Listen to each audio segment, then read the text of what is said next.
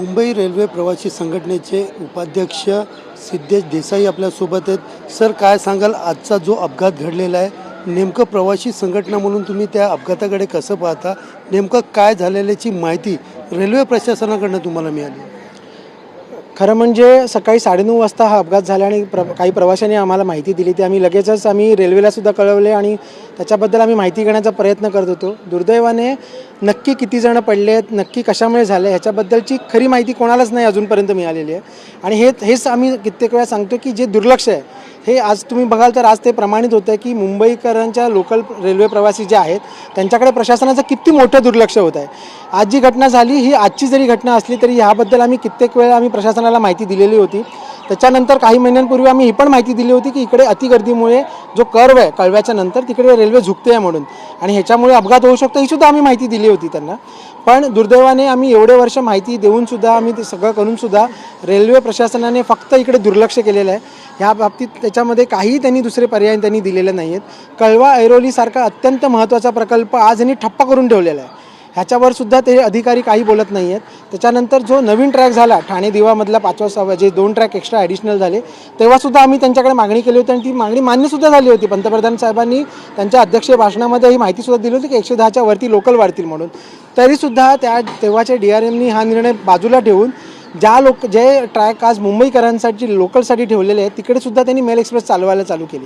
आज जर तुम्ही बघाल तर काय होतं आहे, रोज जे मुंबईमध्ये जे कल्याण डोंबिवलीवरनं येतात लोक त्यांच्या लोकल बाजूला ठेवण्यात येतात आणि जे पहिले लांबून जे उशिराने आलेल्या मेल एक्सप्रेस असतात त्यांना प्राधान्य देण्यात येतं. त्यामुळे काय होतं की जे प्रवासी ऑलरेडी इकडे थांबलेले आहेत त्यांची गर्दी वाढत चालते आणि जे सगळे जे येणाऱ्या लोकलमध्ये चढतात आणि ही जी अतिगर्दी होते आणि त्याच्यामुळे जे लोक पडत आहेत हे सगळ्यात त्याच्यामध्ये महत्त्वाचं कारण आहे. दुसरीकडे पाहायला गेलं तर ज्या पद्धतीने हे अपघात होता ते काही तक्रारी पण दिलेल्या, कारण टनल जो आहे त्या टनलच्या इकडे दोन्ही गाड्या समोरासमोर येतात आणि त्या ठिकाणी मोठा अपघात घडतो आहे. याविषयी रेल्वे प्रवासी संघटना म्हणून तुम्ही त्यांना काय सूचना दिल्या होत्या का? आम्ही कित्येक वर्ष ह्यांच्याबद्दल सूचना देत आहोत त्यांना आणि ही घटना पहिल्यांदा नाही झालेली आहे. आम्ही 2016ला आम्ही स्वतः म्हणजे मी आणि आमचे त्यांचे RDSOचे जे काही RDMOचे जे त्यांचं जी संघटना आहे त्यांच्याकडनं जे अधिकारी आले होते दिल्लीवरनं त्यांच्यावर आम्ही पूर्ण सर्वे केला होता.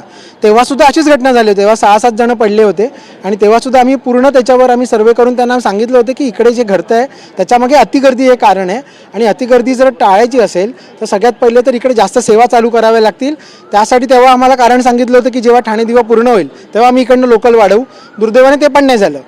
जे ठाणे दिवा लोकल जिकडे ट्रॅक झाले त्याच्यानंतरसुद्धा यांनी मेल एक्सप्रेसलाच तिकडे चालवण्यात आलं आणि हे सगळ्यात महत्त्वाचं कारण आहे आजच्या याचं.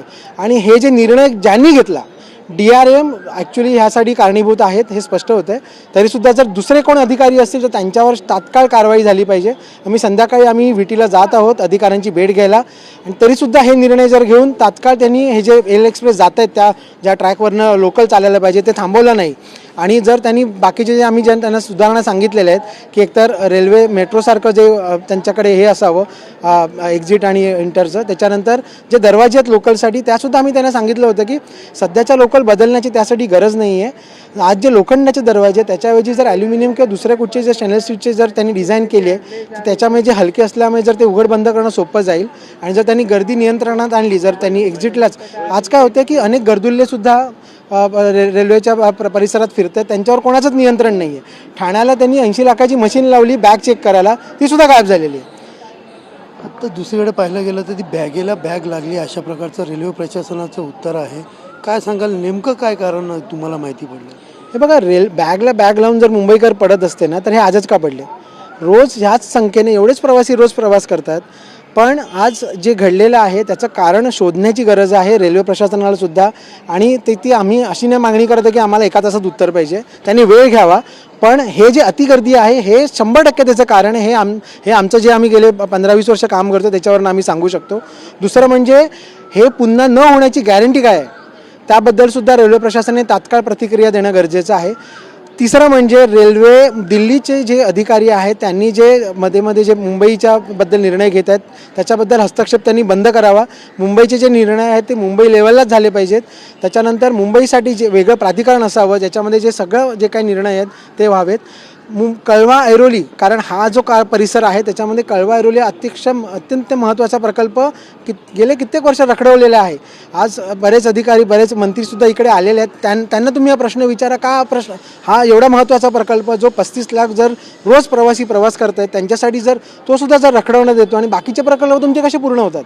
जिकडे आज एका तासात जर तुम्ही हिशोब केलात ना, आज ह्या ठिकाणी जेवढे प्रवासी प्रवास करतात ना तेवढे दिवसभरात सुद्धा कोस्टल रोडला किंवा बाकीच्या तुमच्या महामार्गावर नाही करत. तरीसुद्धा हा प्रकल्प बाजूला ठेवून तुम्ही दुसरे प्रकल्प पूर्ण कसे करता. शेवटचं तुमचं आता यावरती याच्यानंतर प्रवासी संघटना म्हणून तुमची काय भूमिका असणार आहे, कशा प्रकारे तुमचं आंदोलन किंवा रेल्वेला तुम्ही काय इशारा दिला. हे बघा, रेल्वेला आम्ही स्पष्टपणे आज इशारा वगैरे आम्ही देत नाही आहोत, कारण आम्ही प्रवासी संघटना आहोत, आम्ही प्रवाशांसाठी काम करतो. आज जेव्हा आपण एवढा भारत प्रगती करत असताना असे जर लोक ट्रॅकवर पडून मरत असतील हे कोणासाठी शोभनीय नाही आहे. एक आज मानवतेच्या दृष्टिकोनातून सुद्धा तुम्ही विचार केलात तर हे सुद्धा जे आहे ते मुंबईकर करदाते ज्यांच्यावर आज भारताचा पूर्ण आर्थिक व्यवहार डोलारा उभा आहे. जर मुंबईकर कर देऊन सुद्धा जर मरत असतील तर त्याची जबाबदारी कोणाची आणि हे थांबणार कधी. या 2 प्रश्नांची उत्तरं तात्काळ रेल्वेने देणं गरजेचं आहे. संध्याकाळी रेल्वे अधिकाऱ्यांना भेटणार आहोत, पण गेल्या आमचा जो अनुभव आहे त्याच्यावरनं आम्हाला 100% गॅरंटी आहे की यापुढेही सुद्धा काही होणार नाही. आमच्या ज्या अपेक्षा आहेत त्या मुख्यमंत्री साहेब आणि माननीय पंतप्रधान साहेब आणि रेल्वे मंत्री या तिघांकडनंच आहेत. या तिघांनी जर हस्तक्षेप केला तरच हे मृत्यू थांबवू शकतील, अदरवाईज हे थांबणं अशक्य आहे. एकंदरीत पाहिलं तर कुठेतरी रेल्वे प्रशासन असेल ते धीम्यगतीने या ठिकाणी सुरू आहेत. रेल्वे प्रवासी संघटना अनेक तक्रारी देऊन त्याच्यावरती कुठलाही निर्धार त्यांच्या कुठल्याही तक्रारीचा निवारण होत नसल्याने आता आज संध्याकाळी ते रेल्वे प्रशासनाला पुन्हा एकदा भेटणार आहेत आणि त्यानंतर आम्ही दिलेल्या सूचना त्या कुठेतरी त्याची अंमलबजावणी करण्यात यावी अशी मागणी जी आहे ती प्रवासी संघटना करणार असल्याचं या ठिकाणी स्पष्ट केलेलं आहे. कॅमेरा पर्सन गणेश राहटेसह सुनील जाधव, TV9 मराठी, ठाणे.